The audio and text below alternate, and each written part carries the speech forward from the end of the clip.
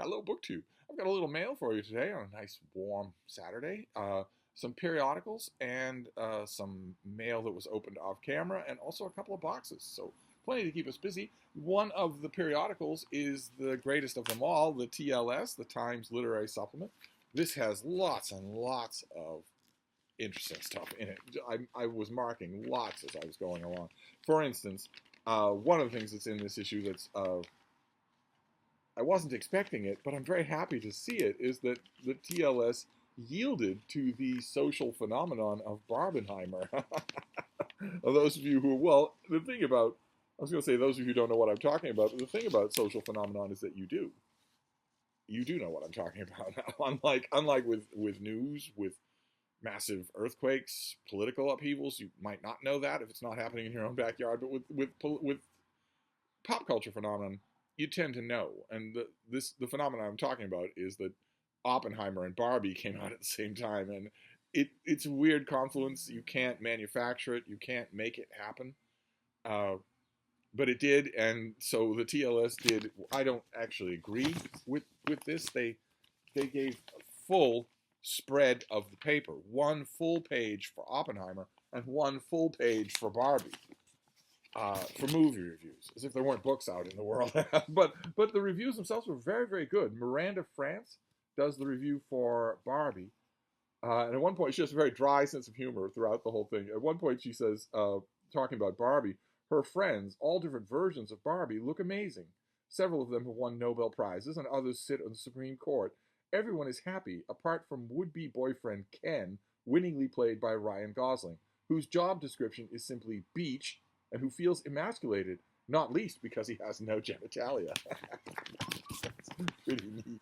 And the Oppenheimer review is by Julie McDowell, who correctly points out how annoying this movie is, how annoyingly unsatisfying it is. At one point she says, I love the phrase, she says that it feels like the director chivies us along like an impatient tour guide. That's exactly what it felt like. Of course, the centerpiece of a movie about Oppenheimer is going to be a bomb going off, and yet she writes, none of the high strangeness is present in the film's blast scene. No weird colors, no Lovecraftian shapes, no copulating frogs. The ghastly weirdness of the thing is absent. It is a standard big bucks Hollywood explosion, and as such a wholly a disappointment. She mentions, she takes an anecdote from, I think this is from Kai Bird's book, American Prometheus. The moment of detonation drew near. Warning rockets were sent up, sirens blared, and the countdown began. In the film, this scene is recreated with great attention to detail and accuracy, with nervous scientists smearing their faces with sun cream, putting on tinted goggles, and holding plates of dark welder's glass to their eyes. On that day, the flash was so bright that a local woman who had been blind since childhood and who was traveling the desert roads that morning with her sister cried out, "What was that light?" Uh, so, so I got my Barbenheimer review. I couldn't do that with the New Yorker because I'm not going to risk reading Anthony Lane in case he slips into onanism.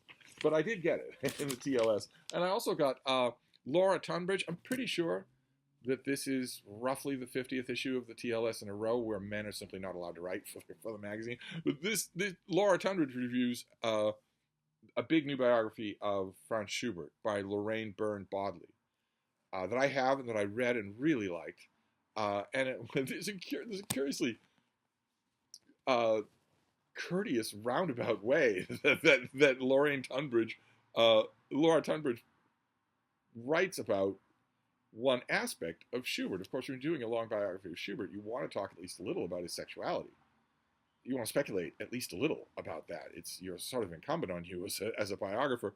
And at one point, the reviewer writes, Byrne Bodley is careful to situate the composer's male friendships in the context of early 19th century Viennese society, denying neither the deep emotionality of Schubert's circle nor that this passion might have been expressed physically as well as poetically. Okay, Laura, so are you saying that Schubert was gay? Are you saying that he stooped some of his male friends? Or are you not? I don't know. I have no idea.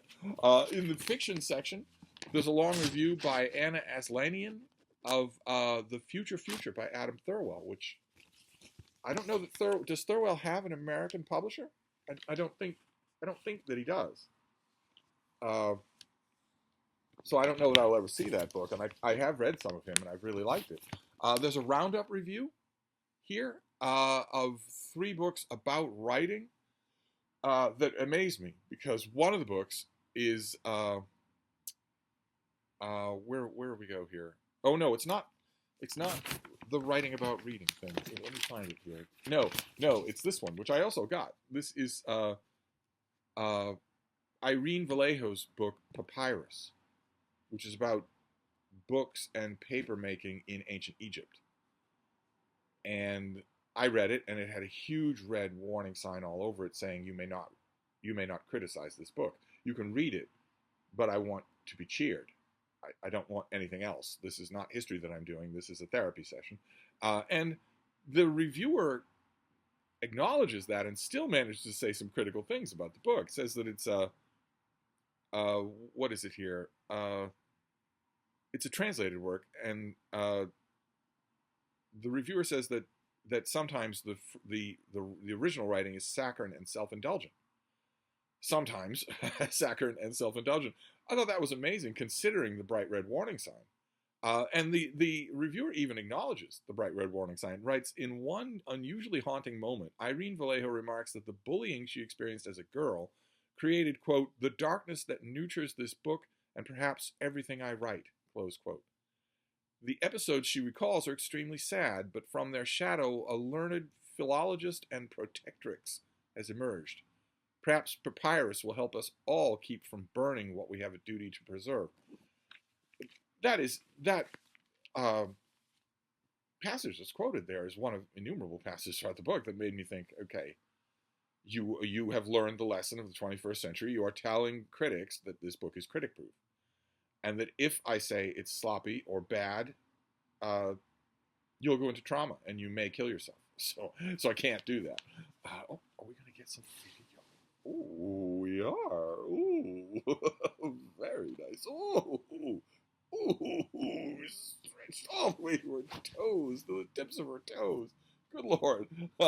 So that was the TLS. And then the other periodical was Architectural Digest. Which certainly means Donoghue does Decor, don't you think? Don't you think it does? I think it does. So what have we got? Let's explore this issue of Architectural Digest together. We have the first 10 or 20 pages of the magazine always are ads. Just ads. Not even big architectural things, but just ads. Like there's a Laurel Piana ad featuring these 2 young women. I have no idea what the ad is for. Is it for a bed? Are they a hotel? Is it for a sweater? No idea. They certainly don't look happy to be in there. I bet they each got $50,000, but they don't look happy. We get ads for cars and for furniture. Along the way, you get tantalizing little things like this, right? This is the picture that's accompanying the table of contents, and that's actually not that bad. A country room, a room right off a garden. The only thing that's bad about it is that the designers of the room went for, twee rustic as opposed to anything practical. So someone who is normal human weight, in other words, not an anorexic model, can't sit in those chairs. If I sat in, those chairs are wicker. If I sat in one of those things, it would explode into shards that would reach the next county. So, there's that. but at least the chairs aren't backed up against the window so that you can't look out it, which is definitely a theme in this issue. I am more convinced than ever that Architectural Digest is actually Window Hater Digest. I'm more convinced than ever. Because it doesn't make sense any other way. The windows are so thoroughly scorned in these room arrangements. We once again have an advertisement for our murderous wife. We've seen her many times now. Of course, she's wearing an $85,000 gown, but we're supposed to believe that she's working in the kitchen with this stand-up refrigerator open in front of her, and she's just going to finish up a few things here and then walk around the corner to serve food. Yes, I'm sure. I'm sure you're going to do that, definitely. And up in the front here, In addition to ads, there will also be creator profiles.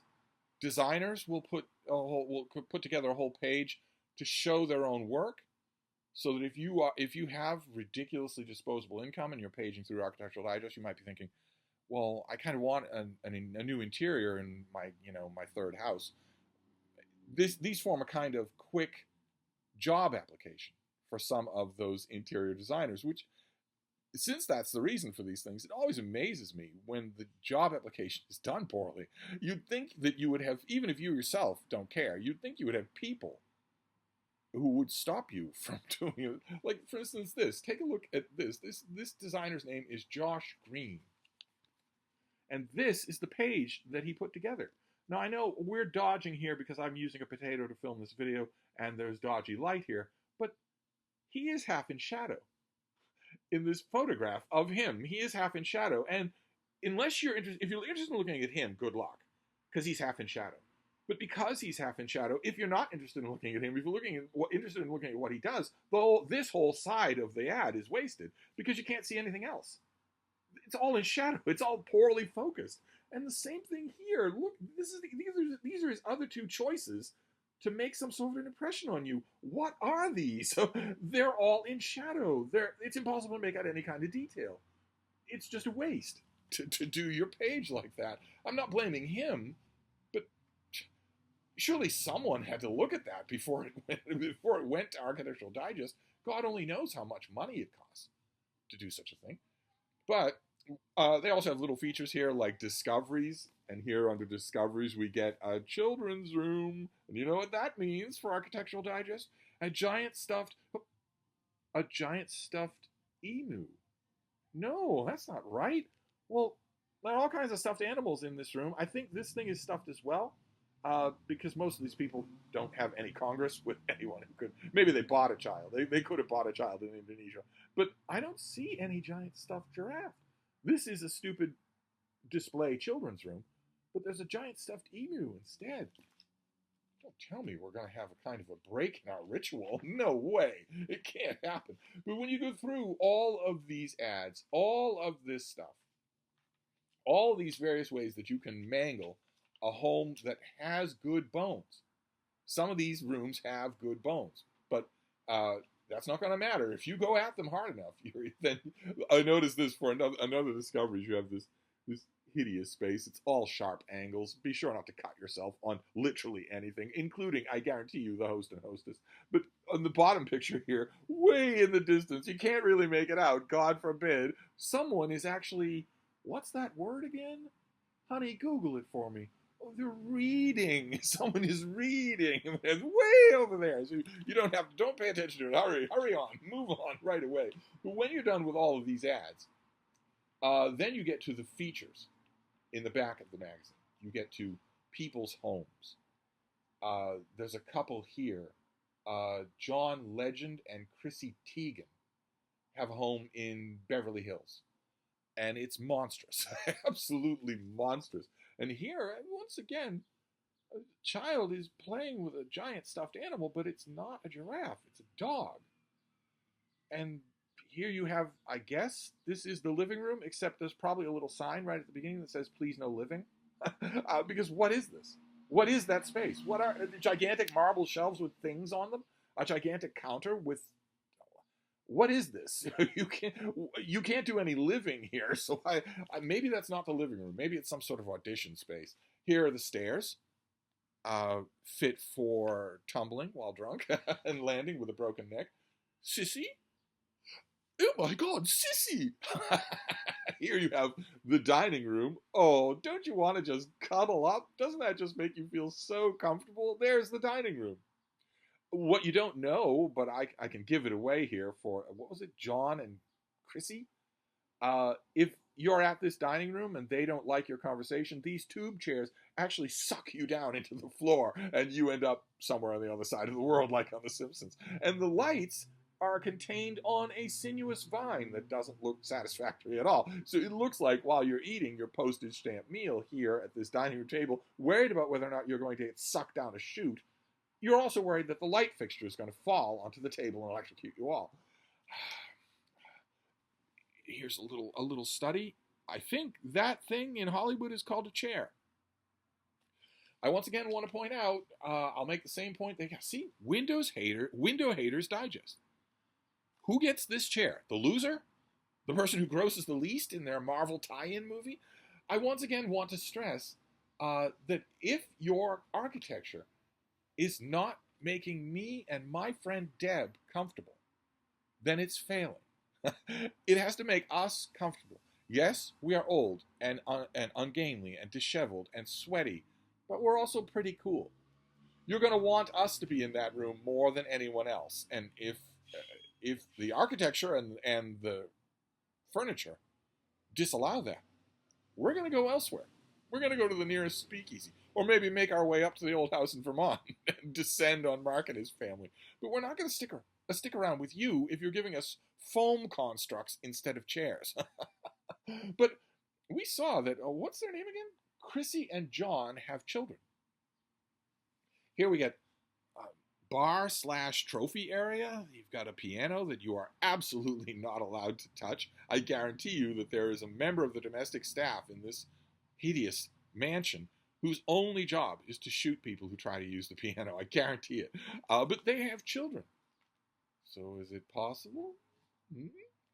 Well, let's make our... no.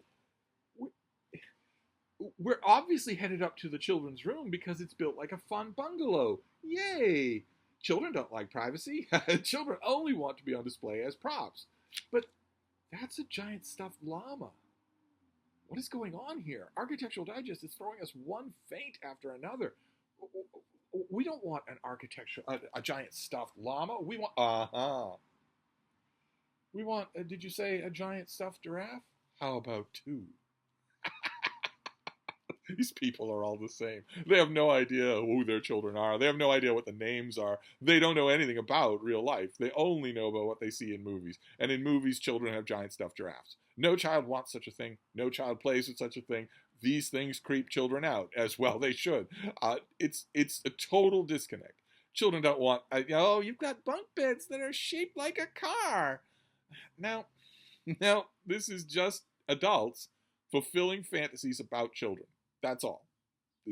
And since there are actual biological children involved, you can guess the hellscape their life is. Sure, they don't have any material wants. Every material want is taken care of, but they were only procured as props. And they were given a set. This is not a children's bedroom. This is a set. So if that's true, well, what happens? Children are not, they are not, in fact, props. So what happens the first time the child has some sort of want or desire that is, I guess you could say, off script? I think you can tell what will happen, right? There are whole Hollywood movies that have been made about such children. But then we move to Connecticut, to a room that seems to be breaking the rule because we don't have anyone directly opposed to those windows. I honestly, in a situation like this where you've got two floor-to-ceiling windows and a wall dividing them, I would honestly expect that there would be a chair here and a chair here and nothing in the middle, where the middle is the actual normal place for a piece of furniture. But no, in this case, this is the room that we saw in the original teaser for the table of contents, as you can tell by this incredibly fragile wicker furniture. Deb and I cannot put two books on this little table. The books will crush the table, and then you will yell at us. And we don't like being yelled at. It makes us pee. Right there on the couch. We can't sit in these chairs because we can't fit and because they would collapse underneath us. They would explode into shards. And that means they are a failure. Deb and I are the standard for whether or not your architecture is working. But then we move outside. Here we have a table outside in a fairly nice, ornate sort of garden labyrinth. I like this, that when you're sitting at that table, reading, of course, no one's around you. You can't see and you can't be seen. Here we have a table piled with books, because God forbid you get a bookcase and put it right here. God forbid you do that. Or put another one right here, or put books on a shelf above the mantelpiece there. You might say, well, it's an old wall, it's an old Connecticut house. The people who have this house have lots of money. They could structure the wall so that it had a bookcase above it. Instead, let's pile them on the table there. And they're arranged along with this piece of driftwood. So you're not allowed to touch any So we're well distant from that poor schmuck who was actually reading. Uh, Move to the master bedroom. Once again, breaking the rules. You've got a table there, enjoying the light instead of chairs in front of it, which is what you would expect. But I don't think, if I remember correctly, we're not done with window hating for this issue. We might be done with it for this Connecticut household. Uh, yeah, we move on to I think this house is in. We're back to L.A. Is that right? Uh, oh no, this is New York. This is a big apartment in New York. Uh, and once again, I don't know. I think this might be a couch. I have no idea what any of these things are. They aren't furniture. No one can sit in them. They aren't for humans. And there's a table in front of the window. There shouldn't be. This couch should be in front of the window. It's the perfect height. You put the couch there. It's not blocking the window, but you get to enjoy the light when you're there. You get to enjoy the breeze if this thing can be open. Maybe it can't be. Maybe it's bolted shut from the outside. That would seem to make a lot of sense. But this is a lost cause anyway. I mean, this thing would have to be ripped apart. You would have to pull everything out of here and rip it all apart to the joists and then start over again because there's nothing you can't salvage. These kinds of mistakes can't be salvaged. You just have to tear it all apart and move on. But then we go to the West Village. And this one broke my heart the most because here the bones are the best. It's a tiny little space. It could be very, very... You wouldn't have to do much to make it really livable. Look at that skylight. That is fantastic. You do have a couch in front of this thing here. You'd want to get rid of that. And you'd probably want to get rid of this piece just in general. That is not very comfortable. But this room has potential, real potential. And it just continues. If I remember correctly, it just continues. There's another angle of that outside space. So, some of your neighbors can look down on you into that space, but you have a degree of privacy. You could make that into something really nice. No, it's also chintzy. It's all, it's like the saying goes, you can't buy taste. So a lot of this would have to go. But some of it, the raw elements of it are salvageable. I think we got another view of the patio space. It is mouth-watering. Wall to wall there, probably 20 feet total. It's overdone now and a little bit hysterical, but you could change that.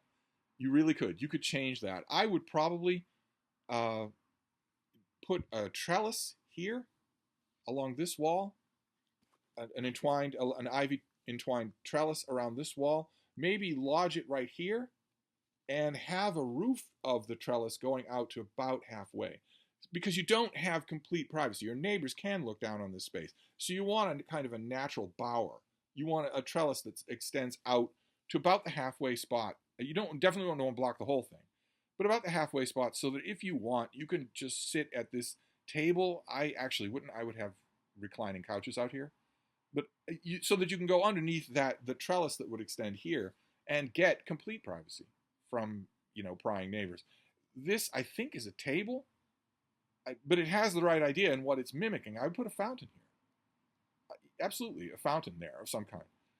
But it's not a total loss. That would be worth it to me. That if I were taking this apartment for $18 gazillion, I would probably take it for that space. The rest of it, oh my God, you don't want to look at the rest of it. I think we have one more spot to look at. And this is in Paris. Yes, a lovely spot in Paris that is going to be misused. But again, the raw potential is there. Do we have anything worthwhile here? Look at this room. Try not to look at the hideousness, whatever this thing is, as a lamp, for instance, or the hideous pattern of this table or whatnot. Look at the room. The natural light coming in from there and a stair going up from there. Get rid of the curtain. But imagine the room just by itself. What a lovely space that is. What you could do with that space. Oh, my. What you could do with it. It would be, it's ruined now. But you get rid of this thing, this bureau or whatever it is. Just get rid of it. Get these things off the walls. Get this hideous decoration off the wall. Get the curtain out of there. Get this table out of there and all these chairs. So that the through line from the stairs to the window is open. There isn't this thing here that you have to dodge around. And then way over here in this space, so not the whole room. This is the whole room, totally ruining it. Instead, get this table out of here, and in this space, way over here, right towards the camera, a generous but much smaller round table. You're not going to have 16 people in a room like this. So why have a table there except for ostentatious purposes? Instead, a round table here with maybe 5 seats.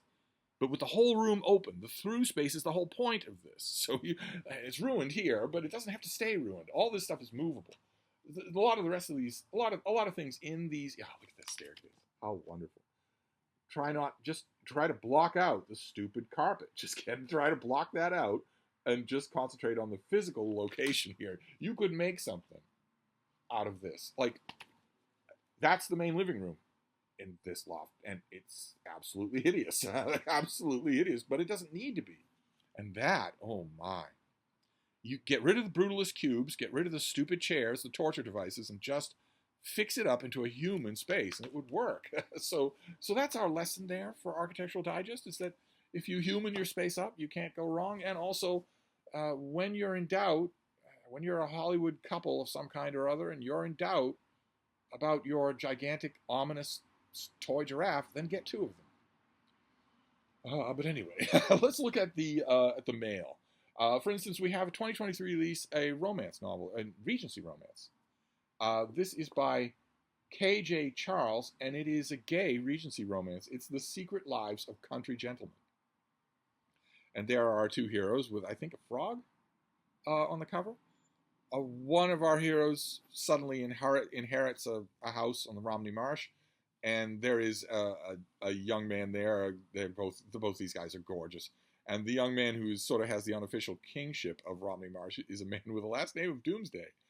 And there's a power struggle going on among the demimonde of Romney Marsh, and the innocent new country squire walks right into it all and falls in love with the leader of the Doomsday Gang. And I guess I could read this again. Its evocations of the Romney Marsh world are pretty good. Sometimes the writing gets pretty lazy. There's one point about halfway through the book where one of the characters, that famously mocked cliche from romance novels, that a character lets go of a breath he didn't know he was holding.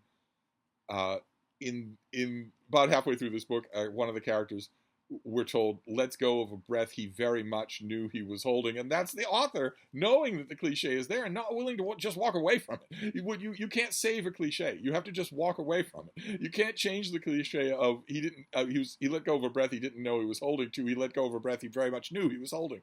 Of course, you have to just let go of it. You have to let go of your cliches completely. But this might be worth a reread. Then we have something for February of next year, so a long way off. This is by Gisli Paulsen, and it's called The Last of Its Kind, The Search for the Great Auk and the Discovery of Extinction. And you might think, well, that's an odd way to phrase it, right? We know that things go extinct, but we didn't once. We didn't always know that. You had to learn that. I wonder if I have a description of this at all that we could do.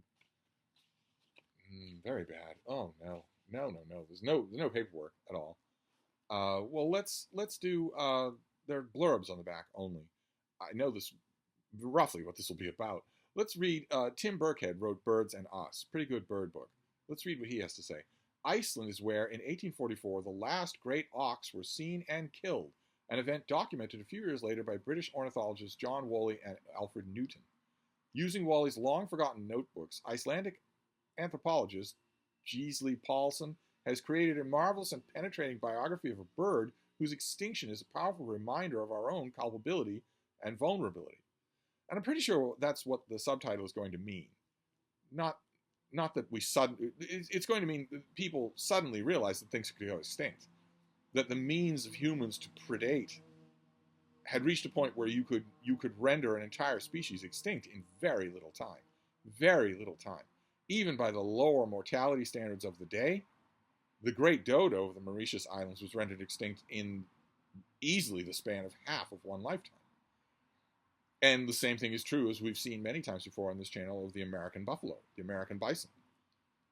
went from herds that were almost innumerable to obvious scarcity in the lifetime of the men who were exterminating them. Same thing with the passenger pigeon and a whole bunch of other examples. So I haven't read a book about the great auk in a long, long time. I don't think, maybe never. I've read chapters about the auk, but not a whole book, I don't think. So I'm not going to read this. Of course, I'm not going to read advanced copy or finished copy. I'm not going to read any 2024 books in 2023. But it's coming out. If you're a bigger bird fanatic than I am, you might want to put it on some sort of long list. Or, it's February of 2024. You could get to work on your library to make sure they have this on their radar, that they have at least one patron who will want it. But then we've got boxes. And I don't think either of these boxes are from you. I don't think either one of these is either a violation of rule number 1 or a fulfillment of rule number 4 on this channel. Rule number 1 is don't send me a book. Unless you contact me ahead of time and you know that I want it, then it's a waste of your time and your postage money and my time. And rule number 4, I think it's 4, could be 4, is definitely send me your tech. I definitely want your tech. Especially after yesterday's techpocalypse, I want your tech more than ever. I think these are both from publishers. So let's take a look at them and see what we can find here. The first one is a finished copy of some kind. That's very good. Steve is very much in the market for finished copies. What have we got here? Oh, okay, great. I can't remember if we saw this on this channel or not. But we'll take another look at it here for those who missed it the first time. This is a mid-September release, so not August. And this is by Nelson Lichtenstein and Judith Stein, and it is called A Fabulous Failure, the Clinton Presidency and the Transformation of American Capitalism. When Bill Clinton was elected president in 1992, he ended 12 years of Republican rule and seemed poised to enact a progressive transformation of the U.S. economy, touching everything from health care to trade to labor relations. He didn't seem poised like that to me. I don't know. I guess if you weren't paying attention to anything that he was doing, during the campaign, that you might have seemed poised. Yet by the time he left office, the nation's economic and social policies had lurched dramatically toward rightward, exacerbating the inequalities so troubling in our own time. This book reveals why Clinton's expansive agenda was a fabulous failure and why its demise still haunts us today. The authors show how the administration's progressive reformers, people like Robert Reich, Ira Magaziner, Laura Tyson, and Joseph Stiglitz, were stymied by a new world of global capitalism that heightened Wall Street influence, undermined domestic manufacturing, and eviscerated the labor movement. Robert Rubin, Larry Summers, and Al Gore proved champions of this financialized world. Meanwhile, Clinton divided his own party when he relied on Republican votes to overhaul welfare, liberalize trade, and deregulate the banking and telecommunications industry. Even the economic boom Clinton ushered in, which tamed unemployment and sent the stock market soaring in what Alan Blinder and Janet Yellen termed a fabulous decade, ended with a series of exploding asset bubbles that his neoliberal economic advisors neither foresaw nor prevented. Okay, so the more I think about this, the more I think this is a David Murphy book. I saw this and I've been sort of pussyfooting around it, but I haven't got to it. I was actually telling myself I would wait for the finished copy. But the more I think about this, the more I read that dust jacket and whatnot, the more I think that this is an economic history of the Clinton administration, which means that I'm not the one who should be reviewing it, obviously, so I'll have to set that aside. Interesting. I don't think I know David's opinions about the Clinton administration. Not that it would be hard to guess them. Anyway, those of you who don't have any idea what I'm talking about, David Murphy used to be a booktuber. And is an economics wonk of the first water. So now we'll do this second one. The second one is, it's fighting me, but that's mainly my fault, not the package's fault. I'm not doing much for grip strength today, to put it mildly. I'm not doing much for strength of any kind today. We'll work our way in here. I don't know if it's a finished copy or not, but it might be oversized. And if it's oversized, it might be an animal book of some kind. So let's get this out of here and see. All right, nailed it. Yes, indeed. This comes out in September. This is from the great folks at Princeton University Press, and this is indeed an animal book. This is The Lives of Octopuses and Their Relatives, A Natural History of Cephalopods by Dana Staff. And it is oversized, and it's heavy because it is incredibly illustrated, all throughout. Illustrated. So we go through all the different kinds of cephalopods. There's the knobbed argonaut. We see their distribution, their vital stats, all about them, but plus all kinds of insets on cephalopod features, communication, eyes, um, tactile awareness. Oh, fantastic. Oh my, fantastic. All right, let's see here. Dive deep into the fascinating world of cephalopods, octopuses, squid, cuttlefish, and the mysterious nautilus. To discover the astonishing diversity of this unique group of intelligent invertebrates and their many roles in the marine ecosystem. Organized by marine habitat, this book features an extraordinary range of these clever and colorful creatures from around the world and explores their life cycles, behavior, adaptations, ecology, links to humans, and much more. Full of stunning photographs and illustrations, etc., etc. Fantastic. Just fantastic. This is the sort of thing I just love. So these are both September releases. One is about a creature who had many questing appendages that were never satisfied and seemed to have a mind of their own. And the other is about octopuses. Sorry, couldn't resist. Fantastic. Okay, great. So we have a big natural history of octopuses. Not the first of these kinds of books, certainly not the first kind that we've seen on this channel, but I love them. Absolutely love them. Then we have a fabulous failure, an economic history of the Clinton administration. We have The Last of Its Kind, a book about the great auk and its extinction, and The Secret Lives of Country Gentlemen, a gay Regency romance with a cartoon cover. I'd ordinarily gripe about that, but I think cartoon covers are as doomed as the great auk. I really do. I think AI will be the next wave of covers that we see, the next fad. I think we're clearing these things off the decks, but I think we get romance novels, even other kinds of novels, later in the year and all of next year. I think that's all they'll be, because you go from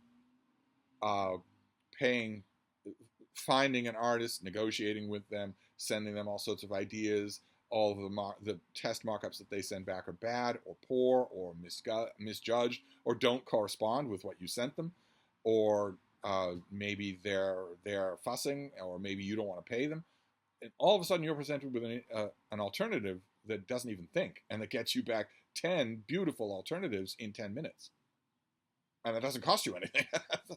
No publisher in the world is going to think twice about that, unless the artist is legendary on their own. If you have Michael Whelan doing your cover artwork for your fantasy novel, you're going to want to keep him, because he has a fan base of his own.